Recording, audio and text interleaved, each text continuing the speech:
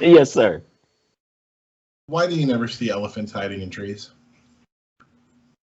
Because they're hiding in our state houses. Because they're so good at it. Okay. Welcome to Intellicide. Yes, sir. We tell dad jokes and talk about whatever we feel like. That was a heavy dad joke. We tell bad jokes. I tell bad jokes. Yes, sir. So, we this week we were going to talk about two things. You wanted to talk about that little boy from North Carolina. Yes. And people have been using, the politicization of his death. Correct. Yeah. And then we were going to talk about the difference between, mail-in voting and absentee voting right now. Right. There's a lot of people, Trump, and, people trying to claim that there's a big difference between the two. Right. So I will let you lead it off. Yeah. So, I had a friend on Facebook had posted one of those memes that has been trying to compare the death and reaction of George Floyd to that of what's his name, Cannon Hennant, the young boy in North Carolina. Question for you. Yes, sir.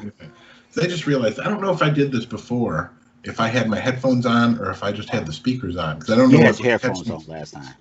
I did have my headphones on last time, so I'm wondering if I'm catching you speaking on my microphone. You may, yes, you may be catching some reverb.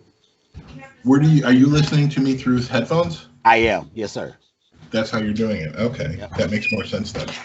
You know what I am going to do? I'm sorry. Hey, man, we used to be a technology podcast. Get it together. You're right. You're right. We did. We used to be. The new gadget cast is ashamed of us already. That's what happens when you become old men. All right. Can you hear me? Now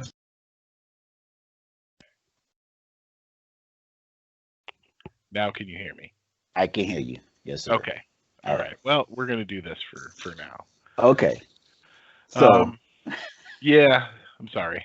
It's okay. That's okay. So you were saying. Well, yeah, she posted one of the memes that's been going around, and it is comparing the reaction and the death of George Floyd to the young boy Cannon. Right. And actually, I don't get offended by a lot of things on Facebook. I mean, they may annoy me, they may irritate me, but this one I was really disgusted by. I really found myself turned off by it. And the reason why is because both of these events were tragedies. Neither one of these individuals deserved to die in the fashion that they did. Mm-hmm. And, especially I think with the young boy Cannon, those parents are suffering, etc. Right. And for people who, to use his death, like you said, to politicize it, mm-hmm. It's shameful. And my thing, there's no comparison between the two. As I said, both things were tragic. Oh, they are. But the only thing that you can compare to me between the two is that they were humans that were murdered.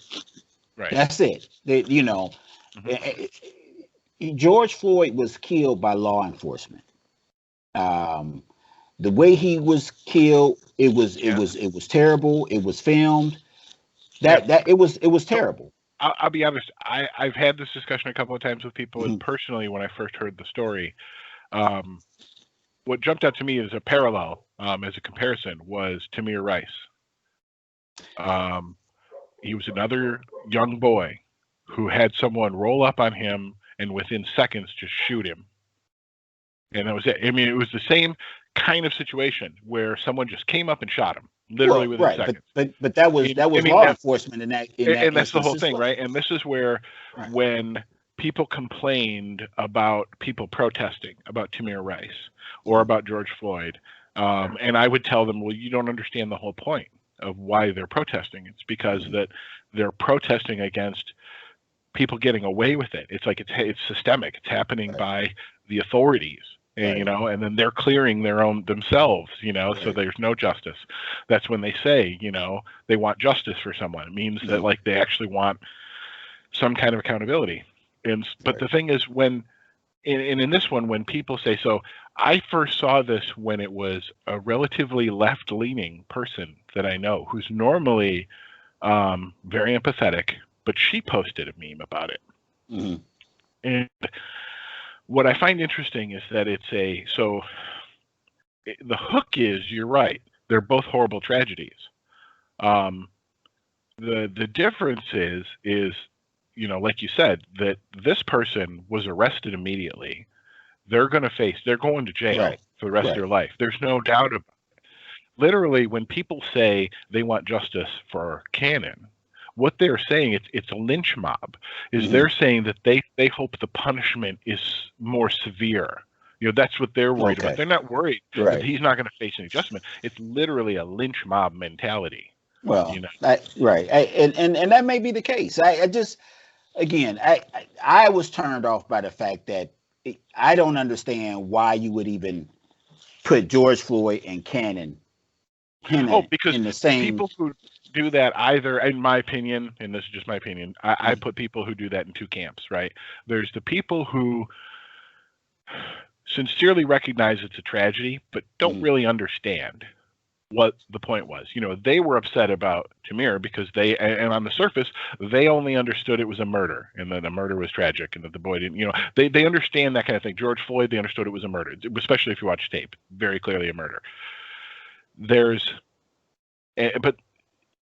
So like there's the people who just see a tragedy and they don't really understand the systemic part of it, right?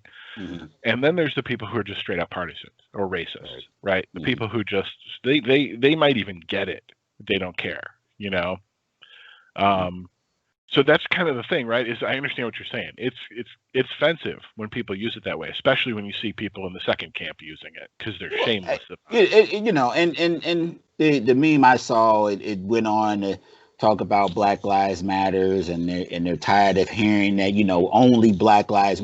You know, again, you don't have to agree. You don't have to agree with Black Lives Matters. You don't have to like Black Lives Matters. The thing about Black Lives Matters is it's not a zero sum equation. It's not saying that only Black Lives Matters. I haven't heard one person say only Black Lives Matters. That's a false. That's a straw man argument right there. It's not about that. And you know, if someone wants to say, "Oh, it's a misnomer," I can even somewhat get behind that argument. But they're not arguing that. They're arguing, "Oh, only Black Lives Matter. What about white lives? And what about And this is where I get, and this is funny. I almost feel a little bit offended when I hear white people using it that way, because to me, it's just, you know, nobody thinks when you say save the whales that you're saying fuck all the other fish, pardon my language. But nobody thinks that means screw everybody else. You know, when you say, you know, save the rainforest, nobody thinks you're saying like screw all the other kinds of forests, right? People say that because they're like, especially white people, sorry about that. My guard dog is very efficient. Barks at everything. Right. Okay. So anyway, I lost my train of thought now. Sorry. No, go ahead. You're saying that, you know, when people say that. I'm sorry. You know, they're trying to. Right.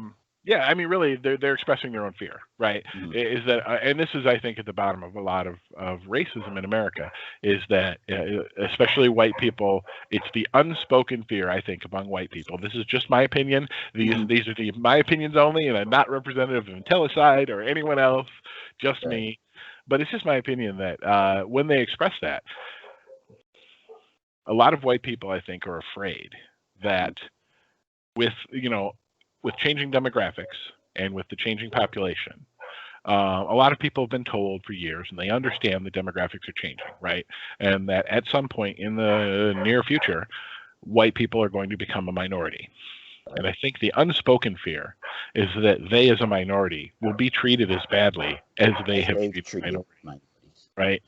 Yeah.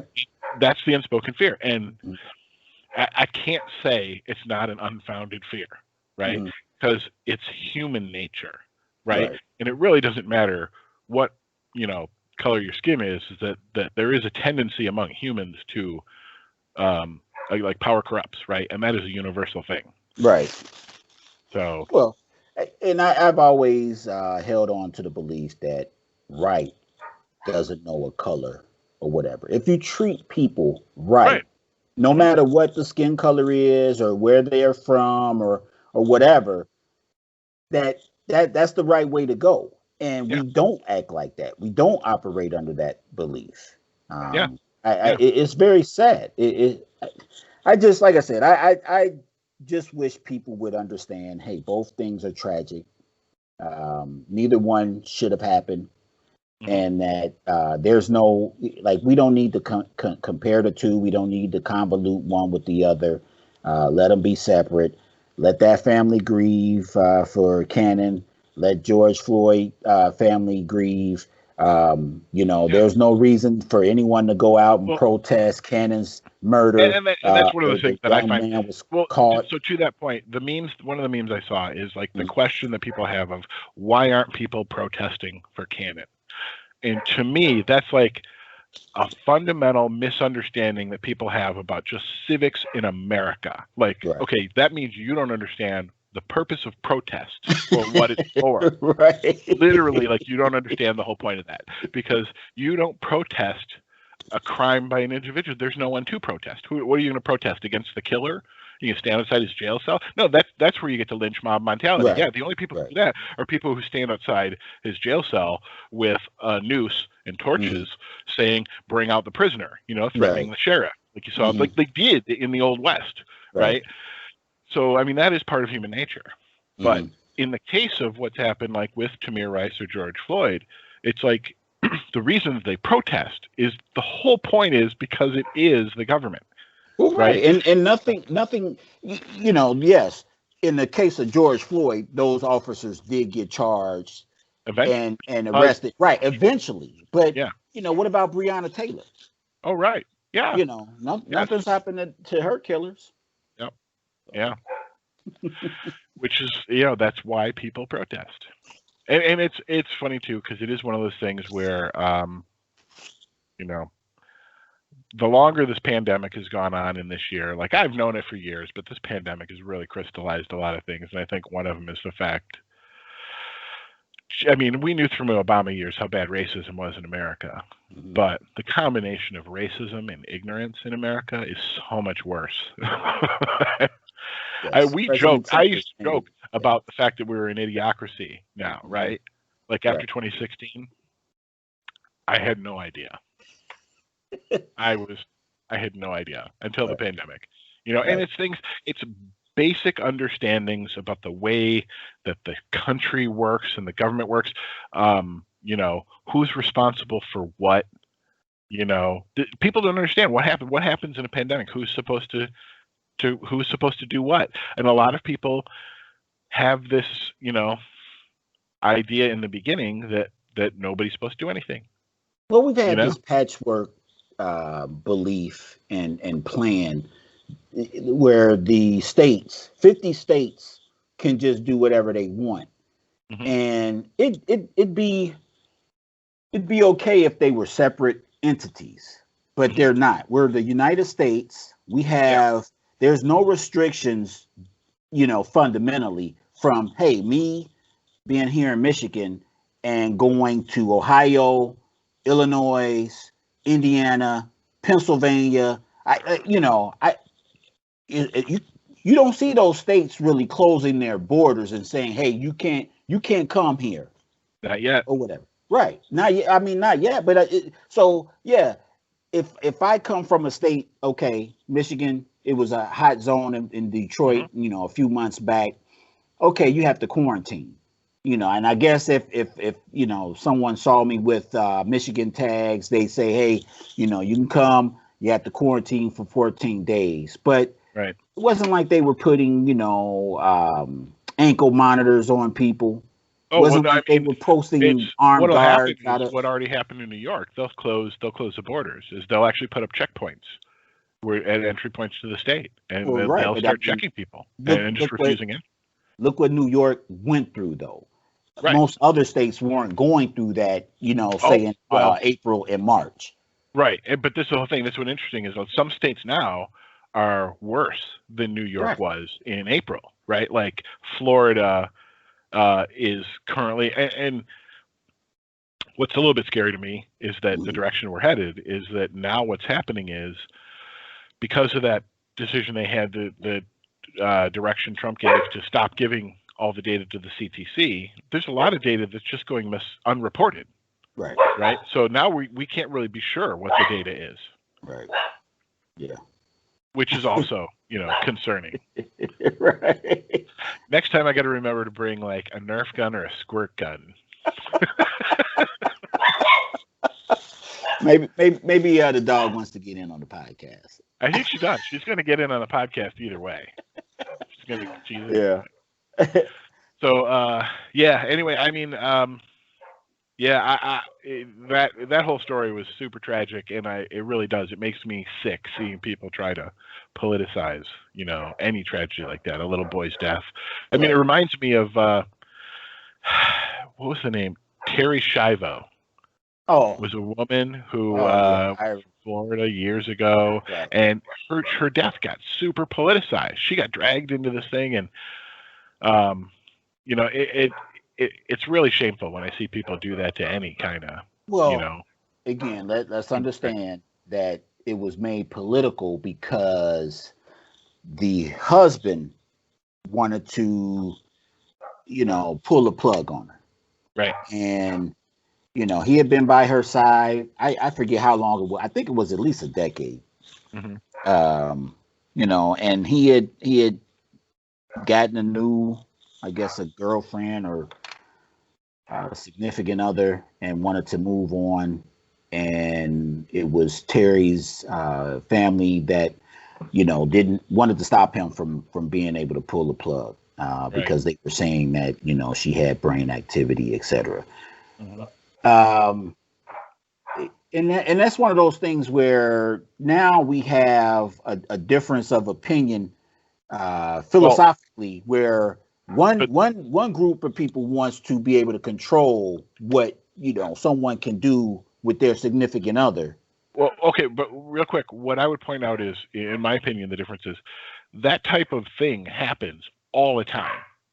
Because, I used to work in a law office and around the court system, and I've seen that kind of thing happens in our court system all the time, right? Contests between, families or significant others, that kind of thing.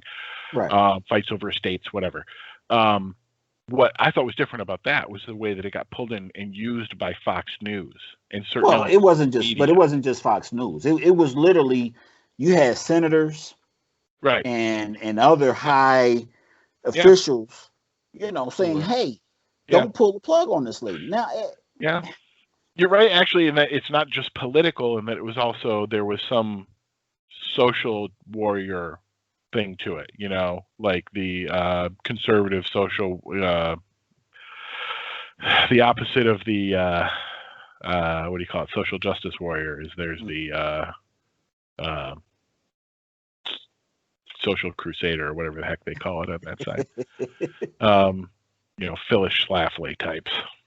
Right.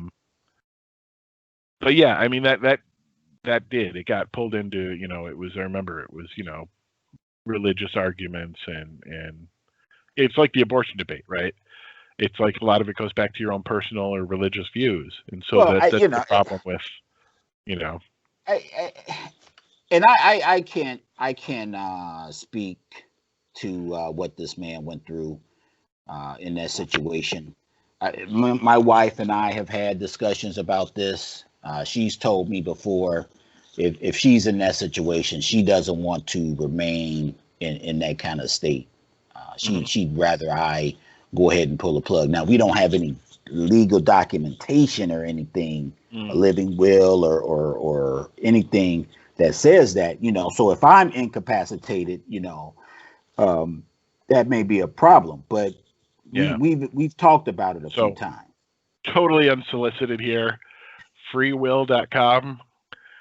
They are not a paid sponsor at all, but I actually am using them right now to create a will for myself. And I noticed when I was doing it, they also have living wills or advanced directives, which is what you're talking about. So you can do that for free there.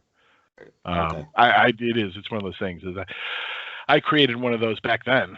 But the problem is I lost it between then and now. I'm not sure where it is, so I got to make a new one. Yeah, but it is something that people should have, and to me, it was between that man and his wife. I can see if this was something where she was in that state for a few months, where now the family is concerned, hey, she may still be able to come out of this, but it had been a long time, and as far as I'm concerned, that's between him and his wife and God. And anyone, all those elected officials and anyone else trying to interject themselves into that situation they were flat out wrong. Yeah. All right. So I could go on and on. We can. So let's move on. So in the interest of, so what was the other thing we were going to talk about? Yes. Mail-in versus absentee. Yeah. Absentee voting versus mail-in voting. And what the difference is. I don't know. Have you seen this? This week it's been all over the news. The president's been messing with the post office. He put a new postmaster general in charge, and there's been charges that he's, so it's funny.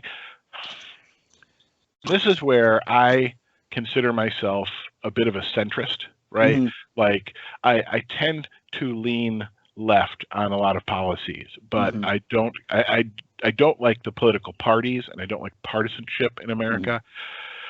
But the thing that I've noticed is that both sides are getting manipulated, right? So when Trump's telling his people whatever the heck he's telling them, that mail-in voting is, he's doing mail-in voting, but he's telling his voters that mail-in voting is not safe and he can't do it.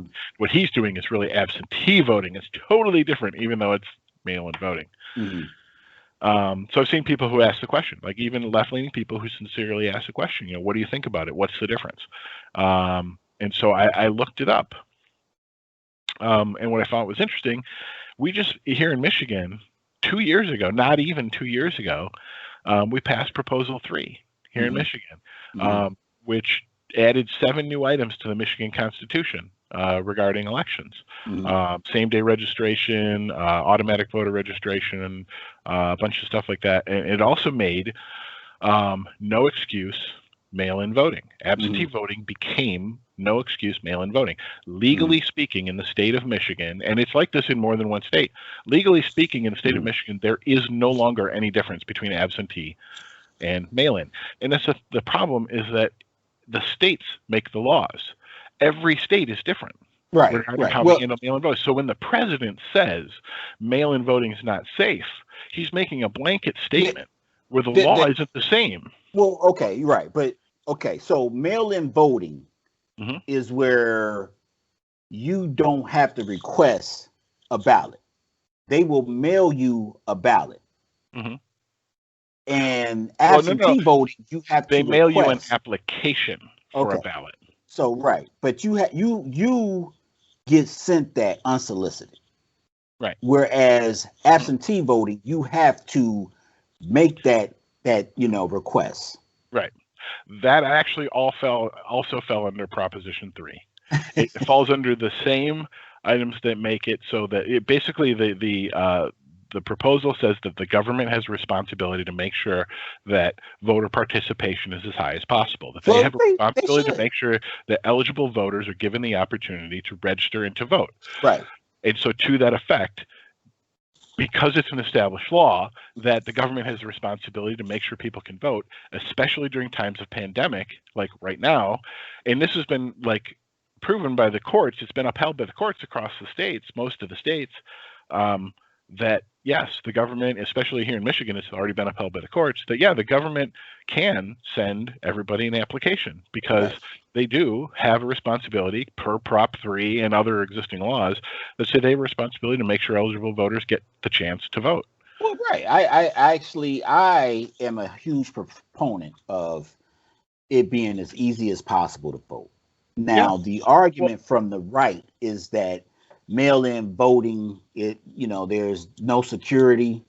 They're sending out these applications to these addresses. They're wrong. They don't know who's living there. There's documentation. Oh, 1 out of 5 ballots went to the wrong address. I hear those concerns. I don't necessarily share your concerns, but I hear you. I had a discussion with someone. Right. Okay. If you want to, have some kind of, two-factor authentication. Well, wait a minute. Hold on. This is the same mail system that we use to send people the ID that you need to register to vote. Oh, yeah. It's the same mail system that's secure enough to send people all their paychecks. Right. And your social security card is sent through the mail. It's like if there is a question about the security of the mail, right. It should have come up before now. Well, and this is what gets me, right? And this is the thing that came up to me. Less than 2 years ago, Proposition 3 passed in the state of Michigan by a 2-to-1 margin. 66% of voters passed it, including a majority of Republican voters, which means this entire thing is manufactured, fabricated. Nonsense. Because less than 2 years ago, a majority of Republicans had no problem with mail-in voting, ubiquitous mail-in voting. If you haven't been paying attention, and it's disgusting where the right wants to control who can vote, who has a voice, etc. I looked at this link, when we were thinking about talking about this topic, and I found out. So over the past, I think 4 years, we've had a reduction of 1,688 polling places closed. Right. And they did this because it was Shelby versus Holder that it lifted some of the restrictions from the Voting Rights Act from some of these southern states. And so they closed a lot of these polling places. And if you look, that report, I mean, it's kind of lengthy or whatever, but it's a pretty good read. They break down some of these states, by county and the number of closures that they had. But the majority of those closures are in minority, led counties. And so, when you think about it, and I don't want to say, blanket wise that, a lot of these minorities are lower income, etc. But imagine if I'm someone who I don't have my own transportation. I might be riding public transportation to get back and forth to work, I get off work maybe 5:30 at night or, in the evening. And now I got to catch the bus, however long that may take. Do you think that my first stop is going to be to my polling place? Right. I mean, realistically speaking. And then I get there, it might be a line, 2-hour line to vote. Yeah. I just got off work. I'm hungry, tired, and now I'm going to go stand in line for 2 hours. Right. Sometimes more. Right. And we have to make it. And I agree. Hey, as long as you are a legally enabled citizen, you have the right to vote. It should be as easy as possible. If I have to show my ID, and we've had discussions about that. Some people are against it. I don't necessarily care about, if I can produce my ID, whether it be a driver's license or a state ID, I'm fine with that. You have to have ID to register in the first place. But so is the number of polling places you open up early voting why make it just one day? Why don't we have it like a weekend, the 72 hours before that Tuesday? Make it that where, hey, I get out of, church on Sunday, I can go vote, and then I not have to worry about that Tuesday. Yeah, that's the beauty about absentee voting, right? And that's the thing about, technically speaking, it was always legal in Michigan for you to request an absentee ballot and do mail-in voting, right? And that's really the only difference, is whether or not the government has a role in seeing who gets a chance to vote. There are a lot of people who don't have the means or the interest because they are so busy, like you said, working or through daily life, that they just don't get a chance. It falls off, the radar of things that they need to do. And they don't get a chance to. And then the election rolls around, they're like, I forgot to register to vote, and they don't get a chance to. That's the kind of thing then that Republicans know, and they know that the fewer people who vote, the better they do. Oh, yes. So they want to encourage that kind of thing. They want to make it so that person chooses not to vote, But it's nothing new. I remember, 15, 20 years ago, reading reports how here in the state of Michigan, there were certain counties in Michigan, certain precincts, like in Detroit, where they had like 2 voting machines, right? And I was, at the time, I remember being in like Bay City, Michigan, which is like 99.9% white, Michigan. And I'm sitting in a gym with like 24 voting machines and no line, And I'm hearing about this going like, okay, and this whole thing is the Secretary of State is the one who chooses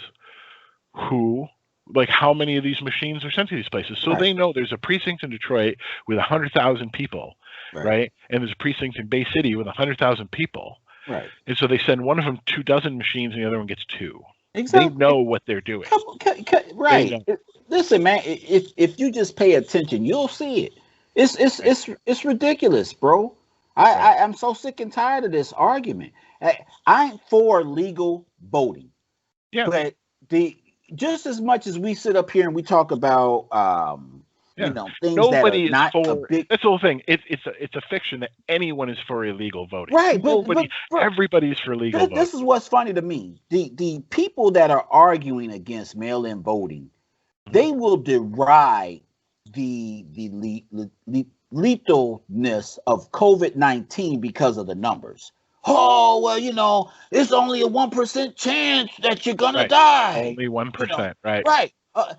And then, what's the percentage of voter fraud? Someone posted an article about.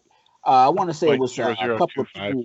Right. It was a couple of people in New Jersey. I think they had committed mail fraud or voter fraud. 1% is right, and it's like you can't have it both ways. You can't use statistics to say, oh, COVID-19 is not as bad as it is, and then sit up here and say, oh, mail-in voting is just the worst thing. But right? Look at the percentages. I don't want to hear it, man. Yeah, it's funny. I don't consider myself a smart person. That's the whole thing that makes it a little bit funny for me that we're doing the show, is that I don't really consider myself a super smart person. The thing is, though, is that in comparison to some other people, so I had a conversation with somebody recently who was complaining on social media that it's so hard to tell what's the truth anymore. It's like I hear this from one person, like the CDC says this, and then I look on Facebook and I read this, and I don't know what to think. Right. Yeah. I'm like, the problem isn't the media or anything like that. I mean, the problem is with you, because think about what you just said. The CDC, and then I had a conversation where I mentioned look for original source material, and they looked at me like they had no idea what I was talking about. Well, everybody has a voice now. I like you said, we can produce this show, and right. I'm not an authority of anything.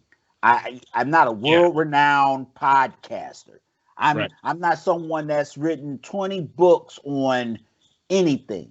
Right. And we could publish this podcast, and someone could say, "Well, Anthony Gentry said this, so I'm going to take his word over the NSA and the CIA and the FBI." Yeah. Right. So, and that's exactly what. Well, and that's the whole thing about social media, right? And that is, frankly, part of the reason we're doing this. Mm-hmm. To be honest, because the two of us have had this conversation while doing our podcast over the last 10, 11 years, whatever it's been, that we've had this conversation so many times that people use the internet to, it's the misinformation superhighway. People use this to get into bubbles, all that stuff. But yeah, that's the problem, right? Is that people lose the ability to tell what's real, how to critically think for themselves. Right. And it's combined with a perfect storm of so many other things: partisanship, the media bubble, the fear from the pandemic, all those things combine to create this environment where some people are actually dumber than they normally otherwise would be. The skills required. Fear makes people panic. Right. I'm sorry, go ahead. But the skills that are required to be able to digest a piece of information and take from it, whether it's subjective or objective, you have to build that skill way before you get to be our age. That's something that you have to do in either middle school, high school, and in college, where I had someone send me, we had discussions. This is a right-leaning individual, and he would send me articles. Oh, well, look at this, because you're taking the mainstream media's opinion or whatever. Read this. And now, listen, I'm not someone that believes wholeheartedly. I've been having some issues with my ISP all day. Sorry about that. Yeah, not a problem. I see. Yeah, your picture is kind of frozen right now, but I can still hear you. But yeah. Sorry, man. Yeah, it kind of froze up on me. Can you hear me? Yeah, I can hear you. So, yeah. Okay, there we are. I don't believe wholeheartedly everything that the mainstream media tells me. But I also am not someone that, dismisses everything that they say just because they're the mainstream media. So he sends me these articles from what he considers trusted media sources. And the first thing that I'm reading, the way that they're constructing these sentences shows their bias. I mean, and it's blatant. And I'm like, okay, it's one thing to say you trust that. I can't stop you from trusting that, but you have to recognize that this is biased opinion. This is a subjective. It's not objective. And, I take that in less, like that's less of a grounds to believe it than what, the mainstream media in a lot of instances are presenting. Right. But people don't understand that difference. They're looking at subjective media and things as, hey, that's news. It's not. Right. Well, a lot of people like, the phenomenon of confirmation bias. People look to the media to confirm things that they're already believing, right? Because they're in a debate with someone in social media. And so they're not looking for an article to learn what's going on. They're looking for an article to make a point in an argument, which is interesting because even then I've noticed, there's, the paid ads, that look like articles. I can't remember. There's a term for it. Clickbait. What's that? Clickbait. Well, no, there's an advertising term for it where it's basically like an otherwise like a news site will print something that looks like a news article, but it's really paid content, and it usually says like paid content or sponsored. Right, or sponsored. But the thing is that it's made to look like a news article, right? And that's very often, I see, not unfrequently, I see people sharing those, trying to make a point about something. I'm like, you just shared paid content. Right. Like, and they don't they don't notice it, or if they do get called on it, they don't want to, own up to that. Right. But no, you're right. It is. It's a whole thing. But that's what's driving this whole debate about mail-in voting, absentee voting. Yeah, is that really less than 2 years ago? It wasn't even an issue. There was no argument. There was no debate. Right. Right. Now, because, and the only reason that, and this is what I find a little bit frightening, right, is that what's happening right now is unique. What's happening right now is something we've never seen before, because this president, an incumbent president, always wants to win. They always passionately want to win. This president, though, is a little different because he knows if he loses, in this particular case, if he loses this year, the statute of limitations is not up in the state of New York on the crimes for which Michael Cohen is in prison and for which Donald Trump is listed as individual one in his court docs. He is facing actual legal jeopardy if he loses. The only thing protecting him right now is the fact that the policy of the DOJ is to not investigate a sitting president. That's the only thing shielding him right now. So he knows that if he loses, he could go to jail. And that's what's different from the lock him up chance against Hillary, right? Is that this isn't like the crowd in like a lynch mob mentality chanting to lock him up. This is the courts and the prosecutors in the state of New York who've built a case over years and have evidence. He's in actual legal jeopardy, which means that he's desperate to win in a way that I don't think we've ever seen before. And Rex Tillerson, who is by no means a liberal, came away from working with Trump. And this is one of those things that gets me, is a lot of people, this is a concerning red flag for me. That's another thing that I can't believe so many people ignore. So many people who work personally with Trump firsthand come away with such negative stories about him. Right. Like John Kelly and Rex Tillerson. I think I might have gotten that right. It was John Kelly who came away and told stories about how Donald Trump would routinely ask him to do things that were illegal. Right. That he doesn't mind doing things that are illegal, asking other people to do things that are illegal for him. So combine that with a desperation we've never seen before. Right. Well, listen. On top of that, a president who got away with the impeachment in January. So now he pretty much knows that he can do anything and that the Senate will acquit him of whatever. Exactly. So that's a scary combination. Well, right. And you don't have to be a left-leaning person to know that what's going on right now in our country is fishy.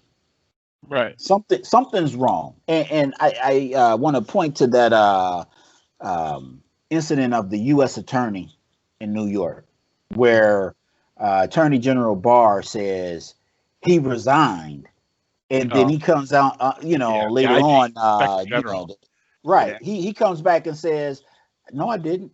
Like, there's something wrong there, and we don't need to know all the details to say, like, "Hey, that just don't sound right." Right. And so.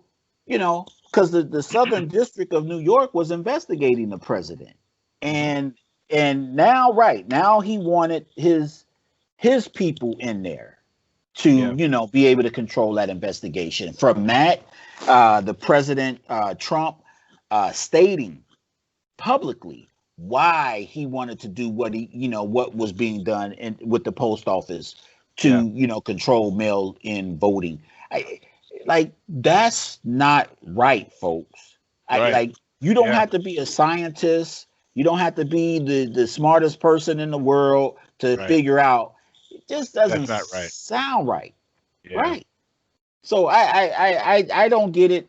I shake my head because honestly, I think that he still has a good chance of winning, man. And that's part of my point. This 2016 seems eerily similar to what's going on now. Yeah, I agree. And here's my thing. I agree. I think there's a very good chance he could win again. But I have serious doubts about the legitimacy of the election. Oh, yeah. Right. This year. Right. Because of all the reasons that I mentioned. And the fact that his party is pretty much the same way. They're desperate to retain power, and that people who are desperate will do shady things. Yeah, so I don't know. At the end of the day, we all need to realize. I told someone this earlier today. We all, at the end of the day, are Americans, and we need to stop looking at it as us versus them. You're the enemy. You're this. You're that. We're Americans. We can have disagreements about the way forward or what should be done, but let's not act like one side loves America more than the other. One side is better for America more than the other. I get tired of hearing that.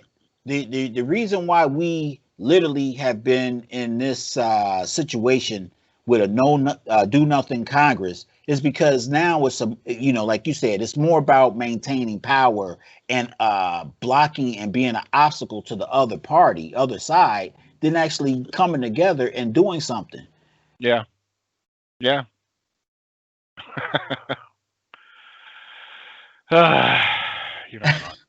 know. I get tired of hearing it, man. It drives me up a wall every time. All right, man. Well, yeah, I think, that was the warning sign. Like, hey, you're done.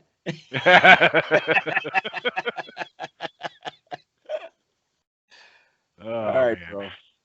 All right, man. Yeah, that was. You're gonna have to do this, more often, man. So try to get some kind of routine. Once I get my study, man, we should be able to do that. All right, that sounds good. All right, brother. All right, man. It was good seeing you. I'll talk to you again soon. All right, and we're signing off from Intellicide. Yep. All right, later. See you.